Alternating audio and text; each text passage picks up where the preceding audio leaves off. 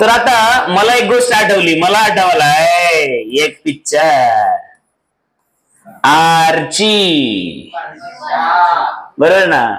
ते आर्किमिडीज असतं, आपण काय म्हणायचं? आर्ची. बरं, अजून ची ची ची नीट करू आपण. ची ची ची ची आर्ची. हा, हे पुढचं काय कळलं ना मला. बरोबर, आर्किमिडीजला आपण काय करू? आर्चिमिडीज बनवू. हा, आणि त्या साहेबांचं काय आहे? प्रिन्सिपल असं जर लिहिलं तर हे प्रिन्सिपल काय असतं माहितीये का? तुमच्या कॉलेजमधले प्रिन्सिपल म्हणजे आर्किमिडीज झाले हेडमास्टर असं होईल ना. त्याच्यामुळं आपण नाही हे आपल्याला फिजिक्स वाला ना, फिजिक्स, केमिस्ट्री, मॅथ, बायोलॉजी असले काही लक्ष देत नाही. पण एखादा येतो ना इंग्लिशवाला, तो म्हणतो नाही सर इथं हे असं लिहायला पाहिजे होतं. म्हणजे आमची काय चूक आहे? त्या इंग्रजांना बोला हे पण प्रिन्सिपल ते पण प्रिन्सिपल. आपल्यात असं होतं का रे? आपल्यात मला सांगा, हे असं आणि याला बरोबर ना, दोन्ही वेगळ्या होतील ना. हे काही करतात येडे कुठले. नको नको येडे म्हणायला, आपलं कधी ना कधी लंडनला जावं लागेल, त्यावेळेस ते मला धरून हाणते. Okay, Archimedes principle. आता आर्किमिडीज कडे काय आहे बघा. तुम्हाला मी मगाशी विचारलं की ज्यावेळेस बकेट तुम्ही एअर मध्ये पकडता आणि पाण्यात पकडता, तुम्हाला जड कधी वाटते? तुम्ही म्हणलात पाण्यात, बरोबर की नाही? आणि हलकी कुठे वाटते? मग सगळ्या गावाला माहित आहे की शिक्षक विचारणार का.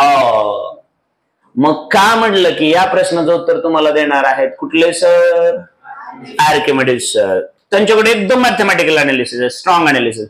आता बायन्सी कॉन्सेप्ट वरून तुम्हाला एवढं कळालंय की पाणी वरती ढकलतं म्हणून आम्हाला ती काय वाटते. पण पाणी म्हणजे ते फ्लुइड जे फोर्स टाकत होतं त्याचं एक्झॅक्ट अनालिसिस कोण करणार आहे?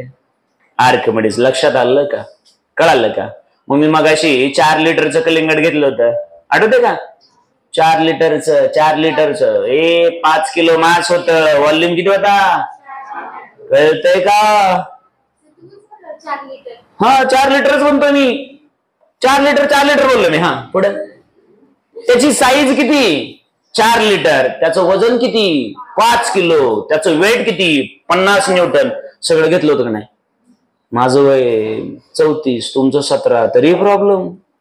अवघड आहे डार्विन साहेब, चुकीचं व्हायलंय तुमचा सिद्धांत. आता मला सांगा, 4 वेळा जाईल कुठली वस्तू उचलली की त्याला काय असतो? व्हॉल्यूम असतो ना. व्हॉल्यूम करतो का? व्हॉल्यूम म्हणजे त्याची साईज. बरं ते मरू द्या.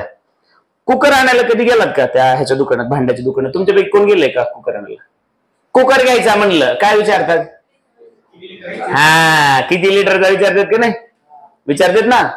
कूलर घ्यायला कधी गेलात का? कूलर किती लिटरचं विचारतात का नाही तुम्हाला? अरे विचारतात का नाही?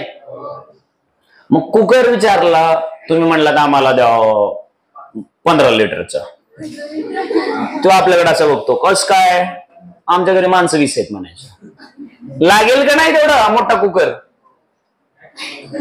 मग कुकरची साईज तुम्ही कशाने सांगितली? तर त्याच्या आतमध्ये किती रिकामी जागा आहे त्याच्यावरून ना. बरोबर आहे की नाही? बरोबर आहे ना. नाहीतर आणला 2 लिटरचा कुकर आणि मस्तपैकी घरी गेलो, बायकोला म्हणलं चल ते 10 किलो चिकन त्यात शिजायला घाल म्हणलं. जमतंय का तसलं? कॉमन सेन्स आहे रे. मग आता मला सांगा, याचा अर्थ नीट समजून घ्या. मी मगाशी सांगितलं होतं तुम्हाला, एक ऑब्जेक्ट घेतला, त्या ऑब्जेक्टचे 3 पॅरामीटर सांगितले. व्हॉल्यूम म्हणजे किती मोठं आहे, किती जागा लागेल, मास आणि त्याचं वेट सगळं सांगितलं. आता मजा काय आहे बघा, आर्किमिडीज काय सांगणार आहे आपल्याला. तर विषय असा आहे बाळांनो की ज्या वेळेस नीट बघून घ्यायचा, समजा आम्ही असं एखादं भांड घेतलं आणि या भांड्यामध्ये समजा आम्ही काय ओतणार आहोत? ऑब्विसली पाणी ओतलं आणि या पाण्यामध्ये आम्ही तोच ऑब्जेक्ट बुडवला. समजा आम्ही कम्प्लिटली बुडवला, एवढा असा बुडवला. ऑब्जेक्ट कशात बुडवलाय? पाण्यात बुडवलाय. आता तुम्हाला माहित आहे हे पाणी याला वरती काय करणार आहे? पुश करणार ना. म्हणजेच काय अप्लाय करणार? थर्स्ट अप्लाय करणार. आणि या ऑब्जेक्टचं वेट मात्र याला खाली ओढणार ना. मग आता तुम्हाला माहित आहे एकाच ऑब्जेक्टवरती एक फोर्स आहे डाऊनवर्ड म्हणजे त्याचं वेट आहे आणि एक फोर्स आहे अपवर्ड म्हणजेच आपण त्याला बायंट फोर्स म्हणूया किंवा त्याला थर्स्ट म्हणूया. बरोबर आहे का? मग रिझल्टंट किती फोर्स पडतो या दोघांवर अवलंबून असेल ना. हा जास्त तर ऑब्जेक्ट खाली येईल, हा जास्त तर ऑब्जेक्ट. बरोबर आहे ना? असंच असेल ना रे बाळांनो. एवढा साधा सुद्धा सोपा म्हणजे सगळ्यात सोपा मला असं वाटतं वेक्टर अनालिसिस मध्ये आपण ते केलेलं आहे. आता इकडे बघा, तुम्हा सगळ्यांना माहित आहे की मग आर्किमिडीज काय म्हणणार आहे. तर आर्किमिडीज साहेब आपल्याला साध्या सोप्या भाषेमध्ये सांगणार आहेत की एखादा ऑब्जेक्ट जेव्हा पूर्णपणे बुडवला जाईल किंवा थोडाफार बुडवला जाईल त्यावेळेस त्याच्यावरती अपवर्ड फोर्स पडेल ना. आणि तो फोर्स नेमका किती असेल, तर तो किती फोर्स आहे म्हणजेच तो फोर्स पडतो त्याला कसलं नाव दिलं होतं, बायंट फोर्स, किंवा त्यालाच नाव तुम्ही दिलं अपवर्ड फोर्स, किंवा त्यालाच तुम्ही नाव दिलं थ्रस्ट. बरोबर आहे का नाही? मग हा फोर्स किती आहे हे उत्तर आपल्याला आर्किमिडीज सर देतात. मग ते कसं सांगतात ते बघा. आता ते काय म्हणतात एकदम साध्या सोप्या भाषेत बघा, किंवा आपण याला थोडस छोटं करूया. थोडस छोटं केलं, हा, आणि इथं आता ते काय म्हणतात बघा साध्या सोप्या भाषेत. when an object is, आपण म्हणलं तर पार्शियलीचा अर्थ कळतो ना. पार्शियली म्हणजे थोडा बुडलाय, कम्प्लिटली म्हणजे पूर्ण बुडलाय, पोहताना थोडा. कळलं सगळ्यांना? प्रत्येक वेळी बोलावं लागतं काही स्माईल. मग आता when an object is partially or very good or completely, जेव्हा एखादा ऑब्जेक्ट पार्शियली किंवा कम्प्लिटली थोडा तर बुडलेला असेल किंवा पूर्ण तर बुडलेला असेल. बघा when an object is partially or completely immersed, म्हटलं immersed बुडवला त्याच्यामध्ये, immersed in water म्हणा किंवा मी त्याला शब्द वापरला फ्लुइड. बरोबर आहे का? फ्लुइड. देन तुम्हाला माहित आहे देन कुठला फोर्स त्याच्यावरती पडतो रे? आता बायंट वापरतो शब्द, चालेल ना. बायंट फोर्स विल ऍक्ट ना रे. कशावर ऍक्ट होईल रे बाळांनो? माझ्यावर ऍक्ट ऑन दी ऑब्जेक्ट. हे तुम्हाला याच्या मागच्या टॉपिक मध्ये कळलं होतं की नव्हतं? मग याच्या पुढचा टॉपिक काहीतरी एक्स्ट्रा सांगेल की नाही? तेवढं सांगेल. मग तेवढं सांगतो तो शिकवतो कशाला, बरोबर आहे की नाही? हा, मग कुठला फोर्स ऍक्ट होतो त्याच्यावर? Buoyant force. बरोबर आहे की नाही? हा, then buoyant force will act on the object and the amount of that force, म्हणजे कुठला force? amount of that force is depends on the, अवलंबून असेल. आता फोर्स नेमकं किती टाकला हे अवलंबून असेल ना. कुणावर असेल? तर मी मागाशी सांगितलं होतं त्या ऑब्जेक्टने किती पाणी बाजूला सरकवलेलं आहे. एक छोटी गोटी घेतली छोटी आणि ती जर पाण्यात टाकली तर थोडंच पाणी बाजूला सरकेल ना. तुम्ही इमॅजिन करा. आणि हे असला प्रयोग नाही कराल, नो प्रॉब्लेम. एक टब घ्यायचं पूर्ण एक पातेलं घ्या. टब ज्याच्याकडे नाही घरी घ्या, बघून घ्या, मस्त पैकी पूर्ण भरा. भरलं. आता एक काम करायचं, मोठं बघून घेतलंय. आता घरी जायचं, बघून घेतलं, मोठं पातेलं घेतलेलं आहे, पाणी फुल भरलेलं आहे. एक छोटी गोट्या करायची असेल ना, गोटी घेतली, पाण्यात टाकली, थोडं तर पाणी सांडेल ना. मग आता एक काम करा, मोठा दगड एवढा असं तो पाण्यात टाका, आणखी पाणी जास्त सांडेल ना. प्रत्येक वेळी मात्र पातेलं आहे तसं फिल करून ठेवायचं. आता त्याच्यानंतर त्या पातेल्यामध्ये तुम्ही एवढा मोठा दगड घेतला आणि सोडला, आता पाणी जास्त सांडेल ना. मग पाणी बाहेर किती येणार हे कशावर अवलंबून आहे? त्या ऑब्जेक्टच्या साईज वरती, व्हॉल्यूम वरतीच ना. हेच बोलतो मी. मग बघा, the amount of that force is depend on, नीट बघा, डिपेंड ऑन दी वेट म्हटलं. आता मी काय म्हटलंय? Weight of fluid. त्या फ्लुइडचं, त्या पाण्याचं वेट बोलायला बरं का तुम्ही. पाण्याचं सगळं सांगतो तुम्हाला, थोडं बघा. Weight, weight of fluid which is displaced by the object. मग काही लोक म्हणते नाही सर, डोक्यात नाही घुसायलं, हे लिहून द्यायचं कारण एवढंच होतं, असं सांगू शकलो असतो. आता डबल सुरुवात करतो. शांत डोक्याने बघायचं तर एकदम व्यवस्थितपणे. आता काय सांगतो ते बघा. इकडे इकडे इकडे इकडे इकडे इकडे आपण असं समजून ठेवा. हा, इकडे लक्ष आहे का तुमचं? कट कट कट होत इथं नको बाबा. ओके, मग आता नीट शांत डोक्याने बघायचं. आता ही कॉन्सेप्ट कशी सोप्या भाषेत सांगतो बघा. आता आपण एक काम करू, डायग्राम मला डबल काढायचा नको, कंटाळा करू आपण थोडासा. माझी जागा वाचेल. शांत डोक्याने बघायचं. आता इमॅजिन करा बाळांनो की समजा असं झालं की आमचं कलिंगड आहे 3 किलोचं. कलिंगड किती किलोचं आहे?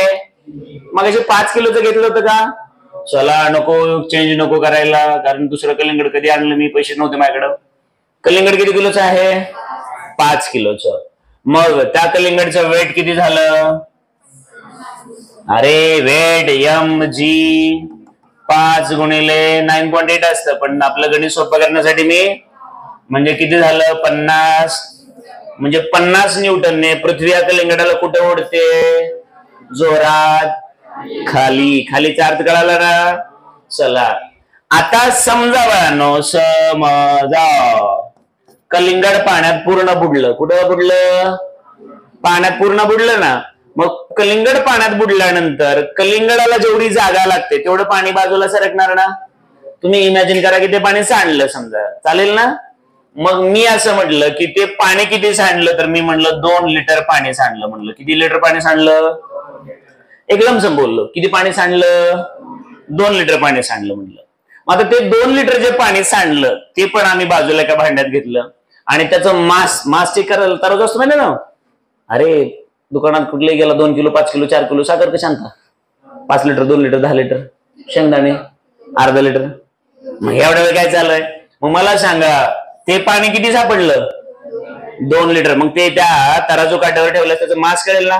समजा मी म्हणलं एक लमसम बोललो आपण, थोडा इधर उधर, ह्या 2 लिटर पाण्याचं परत मास मी बघितलं. मास कोणाचं आहे? आता हे त्या पाण्याचं, वॉटरचं, ते किती सापडलं? 2 किलो.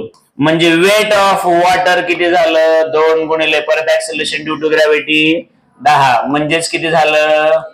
20 न्यूटन. मग आता मला सांगा, हे पाण्याचं वेट आहे. कुणाचं वेट आहे? कुठल्या पाण्याचं वेट आहे? जे पाणी त्या कलिंगडाने बाजूला ढकललं. मग आता तुमच्या लक्षात यायला पाहिजे, ह्या 2 किमती नीट लक्षात ठेवायच्यात का? आता मजा बघा की नीट बघायचं आता की समजा हे ते कलिंगड आहे, हे कुठं आहे? पाण्यात आहे.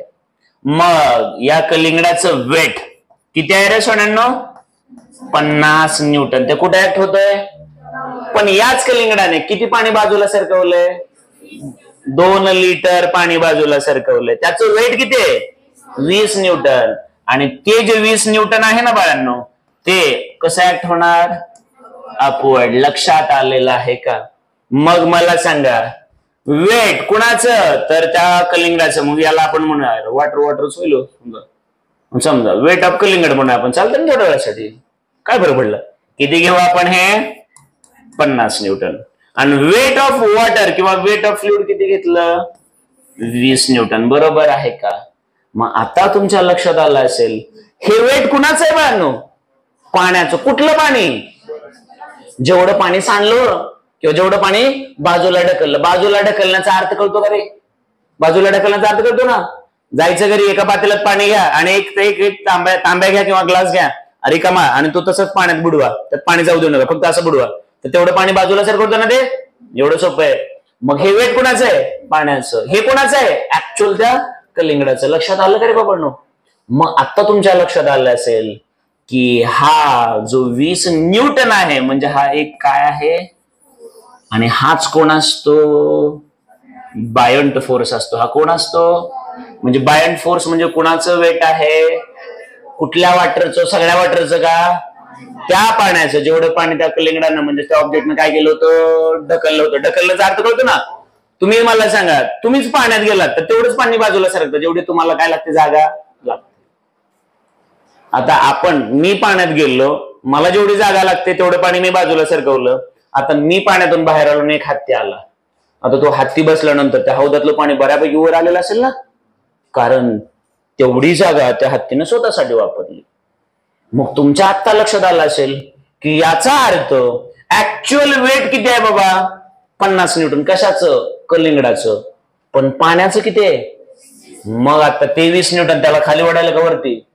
मग आता मी म्हटलं देअरफॉर नेट वेट म्हणलं किंवा नेट फोर्स म्हणलं, तो काय होणार, 50 मायनस, म्हणजेच कलिंगड मला पाण्यात उचललं तर कितीचं वाटणार, 30 किलोचं. लक्षात आलं का? पाण्यात कितीचं वाटणार आणि बाहेर एअर मध्ये किती वाटत होतं, 50. समजलेलं आहे का? नक्की कळालं.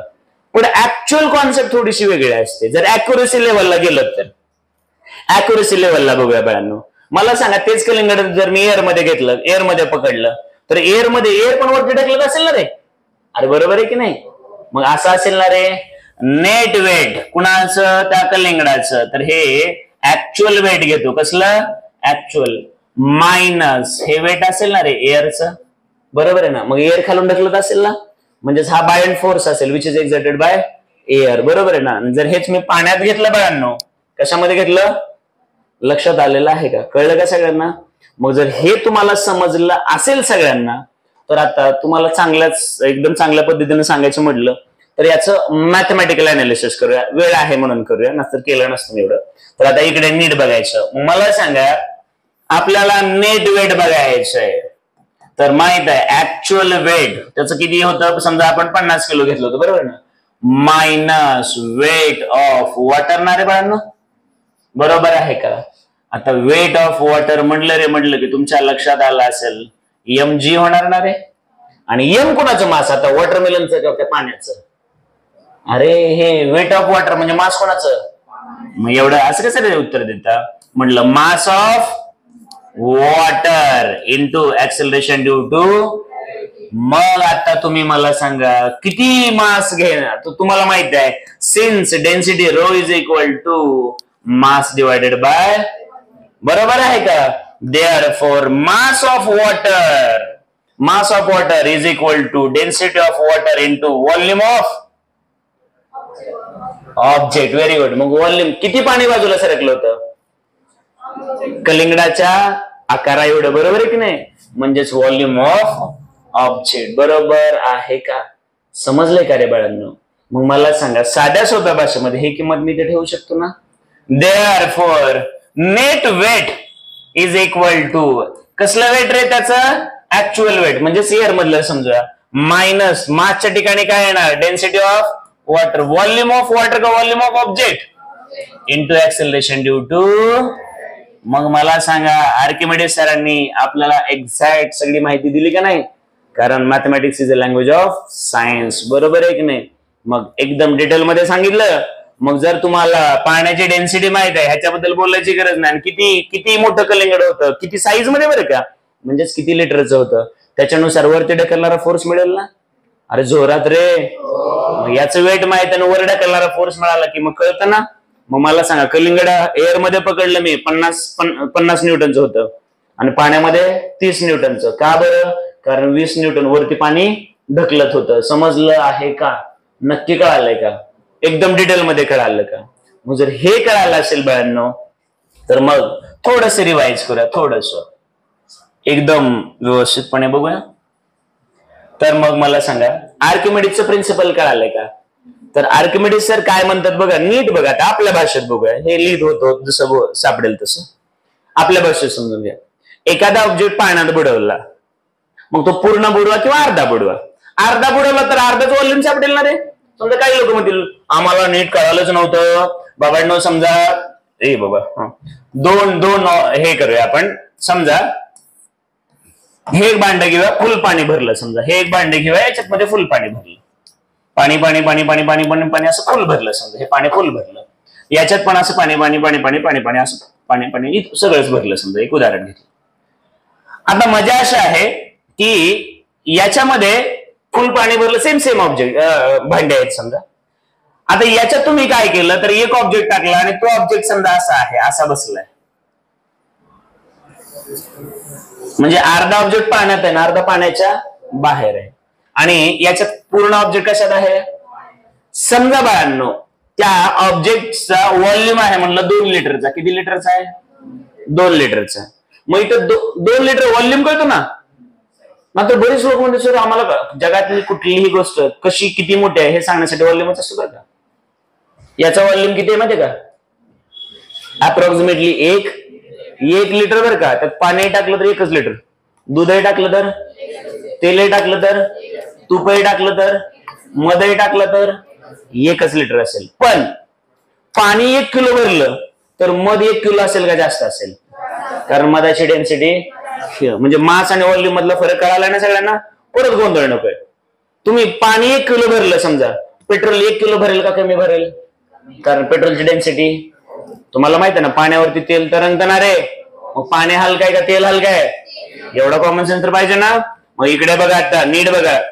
या केस मध्ये हा ऑब्जेक्ट कम्प्लिटली बुडलाय का पार्शली.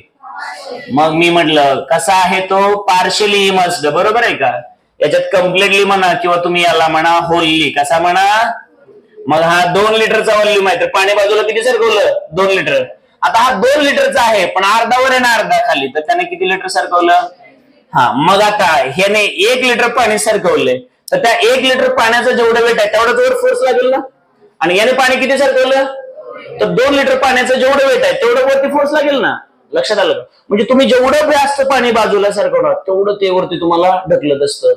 तुम्ही बघितलं असेल एवढी मोठी मोठी जहाज असतात बघा.